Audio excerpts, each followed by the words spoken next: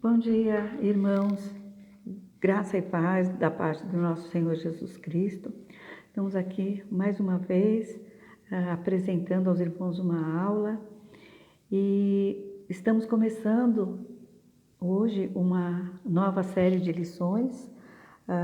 São lições que abordam 4 cartas de Paulo, mais especificamente as cartas aos Gálatas, aos Efésios, aos Filipenses e aos Colossenses. Eu dou graças a Deus pela tecnologia que nos permite, mesmo estando longe do ponto de vista físico, estarmos estudando a palavra de Deus através das gravações em vídeo.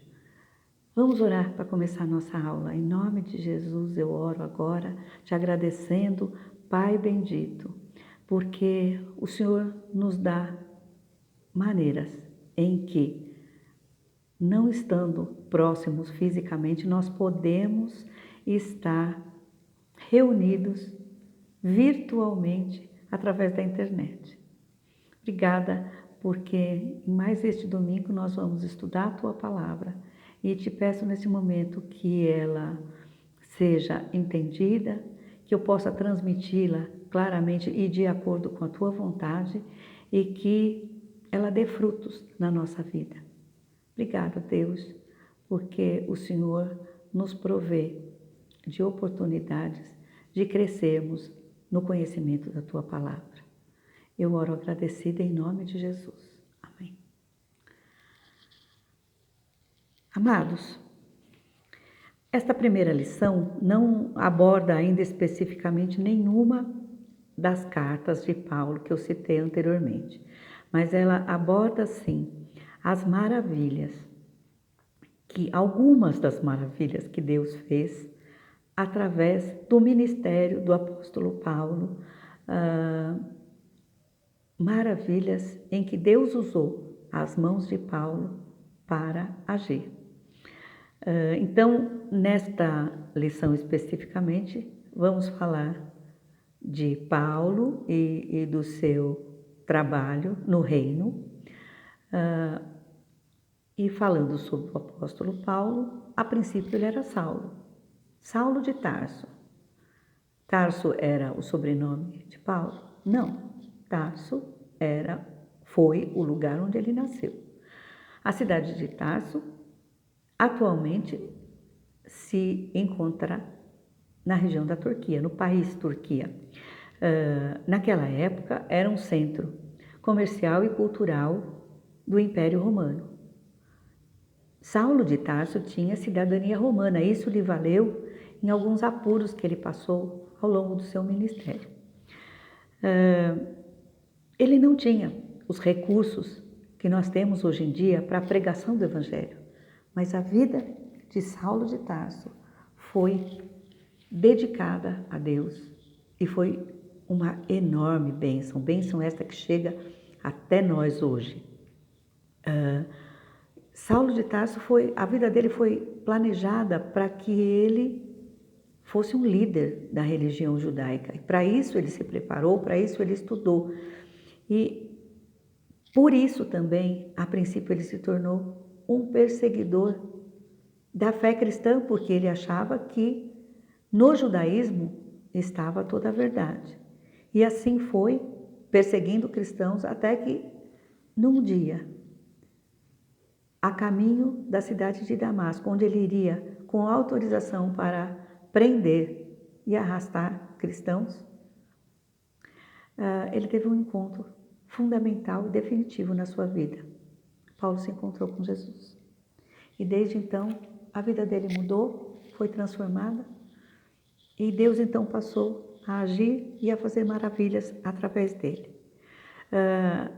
A nossa lição de hoje vai estar baseada em alguns trechos do livro dos Atos dos Apóstolos, e nós começamos com aquele versículo que deu origem ao título da nossa lição, que é Maravilhas de Deus.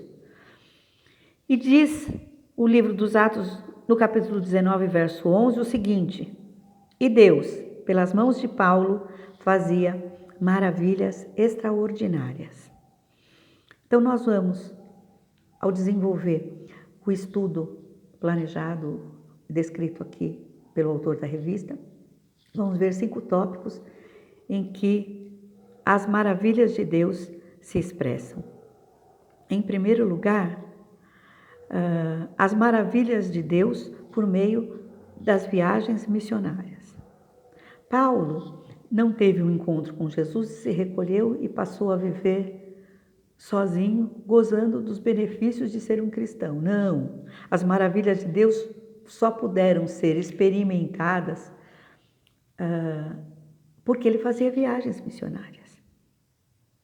E diz o livro dos Atos, capítulo 14, verso 1, em Icônio é uma cidade da atual Turquia, Paulo e Barnabé, como de costume, foram à sinagoga judaica. Ali falaram de tal modo que veio a crer grande multidão de judeus e gentios.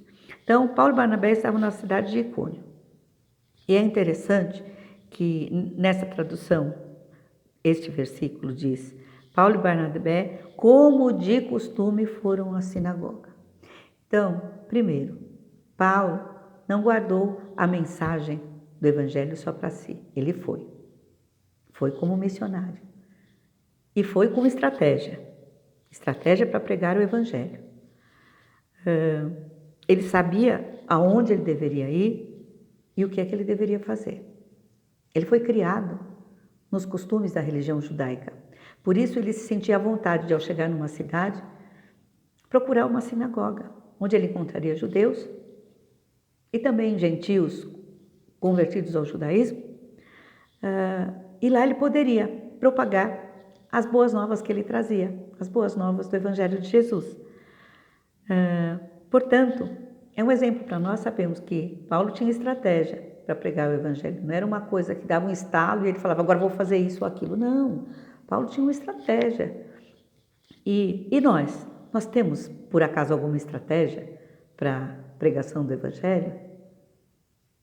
E eu não estou dizendo de vir aqui preparar um sermão ou preparar uma aula. Não, estou falando de estratégia na vida. É claro que para que a nossa EBD, para que os cultos sejam bênçãos maiores, as aulas são planejadas, os sermões são planejados, mas a gente tem que pensar na nossa vida também de todo dia.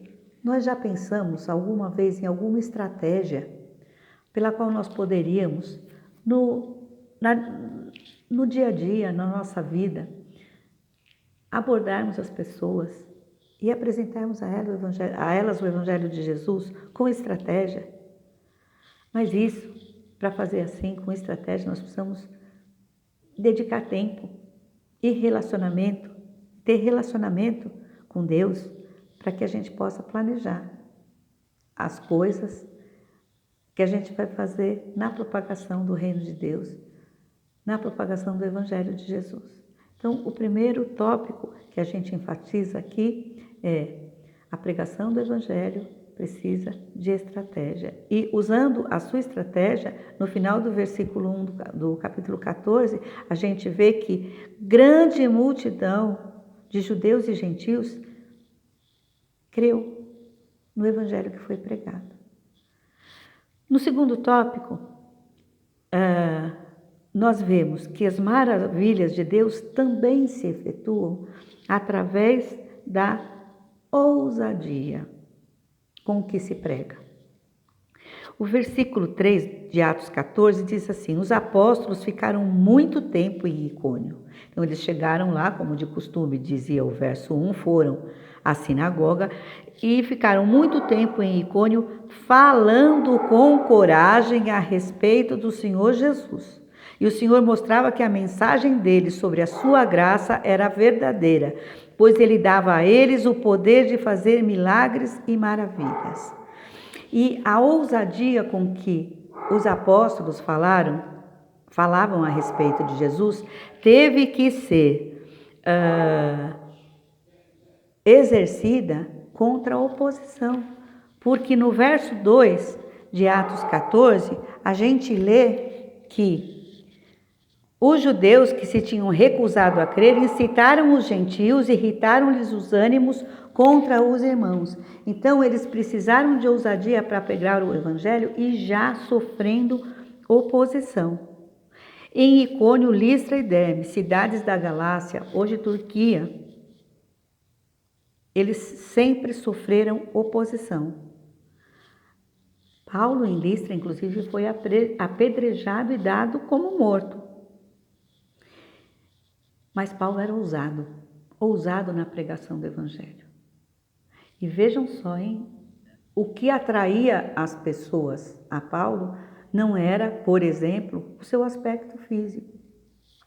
Diz um livro apócrifo que foi originado lá em Icônio, que Paulo era baixinho, tinha pouco cabelo, as pernas dele eram tortas, as sobrancelhas dele se juntavam aqui assim, sabe, gente? Em medicina, a gente chama isso de sinofridia. Ou seja, sabe aquela sobrancelha que uma gruda na outra, né? Paulo era assim, e tinha nariz comprido. Então, a ousadia de Paulo não estava porque ele chegava num lugar e chamava atenção por causa do seu aspecto físico. Não, a ousadia de Paulo vinha de Deus. Ela vinha dele se entregar às mãos do Deus Todo-Poderoso para usá-lo, de maneira a que milagres e maravilhas acontecessem depois da pregação do Evangelho. Paulo se entregava a Deus e Deus lhe concedia ousadia para que ele pregasse a palavra. A gente tem que lembrar, na pregação do Evangelho, irmãos, que o poder não é nosso, o poder é de Deus. É claro que quando a gente vem aqui falar a vocês em vídeo, diante da câmera do celular, no caso, a gente se arruma um pouco, não venho aqui pregar com a roupa que eu fico usando em casa normalmente, a gente arruma o cabelo, põe um brinco, né, um batonzinho, uma maquiagem leve, porque a gente quer parecer bem diante dos irmãos. Mas se houver algum poder na nossa pregação, no nosso ensino, isso não vem de nós. Esse poder tem que vir de Deus. Não é a minha aparência ou o modo como eu falo que me dá poder. É Deus que pode me dar poder e te dar poder para pregar o Evangelho, para ensinar a palavra de Deus. E ser ousado, irmãos, não significa ser arrogante, não significa ser mal educado, não significa ser inconveniente. A gente precisa buscar ousadia nos parâmetros bíblicos. Aquela ousadia que se mantém firme, mesmo diante de oposição dos que não creem, como fazia o apóstolo Paulo. Que a oposição seja um incentivo para que a gente busque que o poder de Deus se exerça através da nossa vida, das nossas palavras, dos nossos atos. Lá em 2 Timóteo 1,7, a palavra de Deus nos diz assim: pois Deus não nos deu um espírito que produz temor e covardia, mas sim que nos dá poder, amor e autocontrole. Poder que vem de Deus, amor por aqueles que mesmo que se oponham a nós, merecem de nós o mesmo amor que Deus tem por eles. E autocontrole, para a gente não se descontrolar diante de oposição, diante de zombaria, diante de ridicularização, que nós sejamos pessoas destemidas e controladas. O terceiro tópico, irmãos, fala a respeito de maravilhas de Deus na plantação de igrejas confirmadas na fé. E destaca-se aqui agora o capítulo 16 de Atos e o verso 15, que diz o seguinte: tendo sido batizada, bem como os de sua casa, ela nos convidou dizendo: se os senhores me consideram uma crente no Senhor, venham ficar em minha casa. Quem é essa ela? A ela, a que ela nos convidou, era Lídia. E agora, o apóstolo Paulo já não estava mais na Galácia. Ele estava na Europa. Ele estava na cidade de Filipos. E essa mulher que os convidou se chamava Lídia. E a história da conversão de Lídia está ali, nos versos 11 até 15 dos Atos 16. Eles tinham chegado a Filipos, saíram e foram para a beira do rio e se sentaram, viu umas mulheres conversando lá, eles conversaram com elas, pregaram o evangelho para elas, então, estratégia, aproveitar a oportunidade, e conversaram com elas. E Lídia é considerada, inclusive, a primeira pessoa convertida na Europa. E ao pregar, ela se converteu.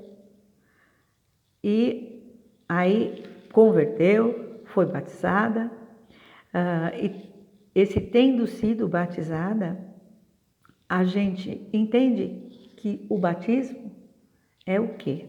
É a identificação pública com Cristo e com a comunidade cristã. A Igreja de Cristo, irmãos, não tem a sua base em prédios bonitos, prédios bem planejados, mas é ruim ter um prédio bonito e bem planejado onde a gente se reúne como igreja local? Lógico que não, é uma coisa muito boa. Também não se baseia em sistemas de áudio e vídeo, de tecnologia de ponta. Mas é bom a gente ter sistema de áudio, sistema de vídeo, usando tecnologia de ponta? Claro que é bom. Se a gente puder ter isso na nossa comunidade, na nossa igreja, é ótimo. Também não se baseia a Igreja de Cristo e a sua relevância nas estratégias que possam tornar o nosso culto atraente para aqueles que estão participando. Hoje em dia, a gente vê mesmo que existem cultos que têm estratégias muito atraentes. Nem sempre muito bem fundamentadas, mas muito atraentes. É ruim a gente bolar estratégias que tornem os nossos cultos atraentes? Lógico que não. Até porque, se a gente não atrair as pessoas, lógico que tudo muito dentro de uma base aprovada pela Bíblia, pelos conhecimentos e pela palavra de Deus. Mas não é errado a gente ter prédio bonito, bem planejado, sistema de áudio, vídeo maravilhoso, ter um culto que chama a atenção e que é atraente para as pessoas, nada disso. Mas a base de tudo, da Igreja de Cristo e das nossas igrejas locais, tem que ser pessoas fiéis a Deus. Pessoas que têm convicção de fé. Lídia disse aos apóstolos que estavam chegando em Filipos, provavelmente não tinham onde ficar.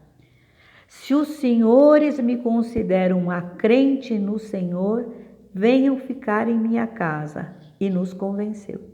Os apóstolos se convenceram de que Lídia, de fato, era uma convertida. Portanto, a base da plantação de igrejas é a busca de pessoas fiéis a Deus. A nossa igreja, que já é uma igreja plantada, estabelecida, 80 anos em Araraquara, a base da nossa igreja não pode ser o prédio dela, não pode ser o nosso... Gente, tem um visitante aqui. Nós temos 10 gatos e para não ter que parar e começar tudo de novo, eu vou ter de vez em quando que espantar um gatinho que apareça. Esse é o Will, um dos nossos gatos. Então, voltando, a base da força das nossas igrejas é a confirmação da fé, é a sã doutrina, são pessoas que têm firme convicção dessa fé, gente que sabe em quem tem crido, como diz Paulo em 2 Timóteo 1,12.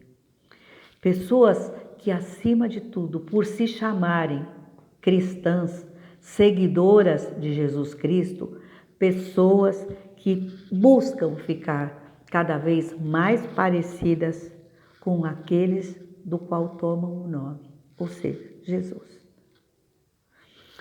O quarto tópico da nossa lição é maravilhas de Deus na sensibilidade à direção do Senhor. Nós vamos voltar um pouco no versículo aqui de Atos 16. Nós tínhamos lido o verso 15, nós vamos ler agora o verso 9, Atos 16, 9. Atos 16, 9 diz o seguinte, irmãos. Naquela noite, Paulo teve uma visão. Ele viu um homem da província da Macedônia que estava de pé e lhe pedia: venha para a Macedônia e nos ajude. Paulo era uma pessoa, que eu estou falando desde o começo da aula, que planejava. Então, Paulo e os companheiros dele, conforme diz a palavra aqui em Atos 16, tinham viajado para a região da Frígia e da Galácia, tendo sido impedidos pelo Espírito Santo de pregar a palavra na província da Ásia, que é uma outra região da Galácia, ali, da atual Turquia. Quando chegaram à fronteira da Mísia, tentaram entrar na Bitínia, que também era uma região que hoje está na Turquia. Tentaram entrar na Bitínia, mas o Espírito de Jesus os impediu, não lhes permitiu ir para lá. Então contornaram a Mísia e desceram a Troade. E justamente quando Paulo estava em Troade, ele teve essa visão, onde ele viu um homem que por algum motivo ele estava caracterizado como um homem da região da Macedônia, e Macedônia já não era mais Turquia, irmãos. Macedônia já era uma região da Grécia, portanto, Europa. E o homem dizia a eles: passe, venha para a Macedônia e nos ajude. Ou passe à Macedônia e ajude-nos. É claro que em tudo aquilo que Paulo e os que o acompanhavam, os seus companheiros faziam, eles planejavam antes. Então eles planejavam roteiro que eles iam seguir, por onde eles deveriam passar. Mas às vezes não dava certo, sim. Sabe, gente? Às vezes não dava certo. Então estava errado o que eles planejavam? Claro que não estava errado. Mas as coisas na nossa vida no reino, não basta que elas sejam certas, que elas sejam corretas, à luz da palavra de Deus, à luz da vontade de Deus. Não basta fazer o certo, é preciso fazer o certo de Deus, como diz a nossa lição. O certo de Deus é fazer o que está certo no tempo dele e sob o comando dele. Porque, irmãos, nem sempre as nossas prioridades são as prioridades de Deus. Quantas vezes a gente planeja coisas na nossa vida e elas não dão certo? Mesmo que elas sejam certas, mesmo que não seja nada errado, mas muitas vezes as coisas simplesmente não dão certo. A gente precisa se lembrar que a gente vive no certo de Deus. Paulo vivia seguindo o certo de Deus, ou seja, o que estava certo segundo a palavra de Deus, o que estava certo no tempo de Deus e conforme a vontade de Deus. O nosso chamado, irmãos, não é feito para atender às nossas necessidades pessoais, aos nossos gostos pessoais.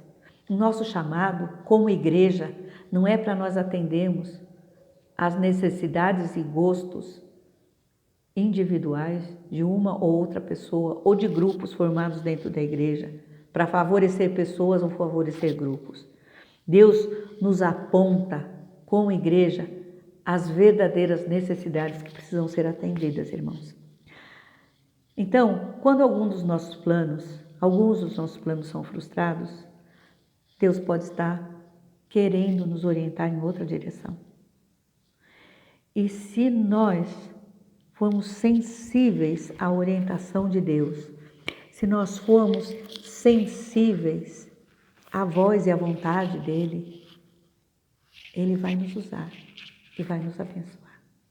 Então, como pessoas, como indivíduos e como igreja, nós precisamos sempre estar buscando a vontade de Deus, fazendo nossa prioridade a prioridade de Deus, fazendo o nosso certo, o certo de Deus, no tempo de Deus, segundo a vontade de Deus. Planos que não seguem a vontade de Deus podem até ser realizados, mas eles não vão agradar a Deus. E no final, eles serão planos que não glorificam a Deus. E o último tópico da nossa lição, irmãos, andando um pouquinho, caminhando um pouco e indo para Atos dos Apóstolos, capítulo 19, lá no verso 20, está escrito assim: assim, a mensagem a respeito do Senhor se espalhou amplamente e teve efeito poderoso. E o título desse tópico é Maravilhas de Deus em razão de termos como meta o crescimento poderoso da palavra de Deus. Essa é a meta final de nós, povo de Deus, aqui nessa cidade de Araraquara. É o crescimento poderoso da palavra de Deus. Atos 19, 20, repetindo, diz: a mensagem a respeito do Senhor se espalhou amplamente e teve efeito poderoso. Para a gente ter um crescimento relevante no reino, para nós sermos uma igreja local de propagação do Evangelho de Cristo, nós precisamos ter compromisso com a palavra de Deus. Para ter compromisso com a palavra de Deus, nós precisamos conhecê-la. Não tem como você ter compromisso com a palavra de Deus sem conhecê-la. Por isso, nós devemos ser uma igreja em que a palavra de Deus seja valorizada, em que a palavra de Deus seja ensinada de maneira correta, seguindo exatamente o que a Bíblia nos diz, sem interpretações falsas, sem interpretações de conveniência. A palavra de Deus, ela se torna instrumento poderoso e relevante no crescimento do reino quando ela é ensinada adequadamente na nossa igreja, na nossa família, e quando ela é ensinada para ser praticada. Porque o ensino que não tem prática também não tem relevância, ele não tem valor. Então, a nossa meta como cristãos, como seguidores do Senhor Jesus, é proclamar a mensagem dele de maneira clara, verdadeira, sem mentiras, e fazendo uma analogia com as 4 operações básicas da matemática, que seja a adição, a subtração, a multiplicação e a divisão, e usando isso para a palavra de Deus, que é ensinada, a palavra de Deus não se deve acrescentar, não se deve somar nada. Tudo que precisa ser revelado da palavra de Deus já está lá. A gente não precisa acrescentar nada. E usando a outra operação, que é a subtração, também a gente não pode retirar nada, não pode subtrair nada da palavra de Deus, porque aquilo que precisa ser propagado já está lá. E não adianta, para seguir as nossas próprias conveniências, a gente subtrair coisas da verdade bíblica. E usando as outras duas operações básicas da matemática, a multiplicação e a divisão, nós devemos multiplicar em várias igrejas locais a palavra de Deus e dividir, ou seja, repartir essa mesma palavra bendita com aqueles a quem ela está sendo apresentada e ensinada. Concluindo então, irmãos, Deus usou poderosamente as mãos de Paulo para a propagação do Evangelho. Paulo foi instrumento. As maravilhas que nós citamos aqui, elas não foram de Paulo. Paulo se fez instrumento de Deus para que as maravilhas então acontecessem. Hoje Deus tem as nossas mãos, as nossas ações para fazer o mesmo trabalho. Trabalho que foi especificado aqui na nossa lição como um trabalho que deve ter estratégia, um trabalho que deve ser a pregação do Evangelho feita com ousadia. Um trabalho que deve ser plantado nas nossas igrejas, formando crentes fiéis à palavra. Trabalho que deve ser feito na direção, sob a orientação do Senhor, e não conforme os desejos pessoais e para atender a necessidades pessoais. E um trabalho que as nossas mãos devem efetuar, tendo como objetivo, como meta, o crescimento poderoso da palavra de Deus neste lugar onde a gente vive.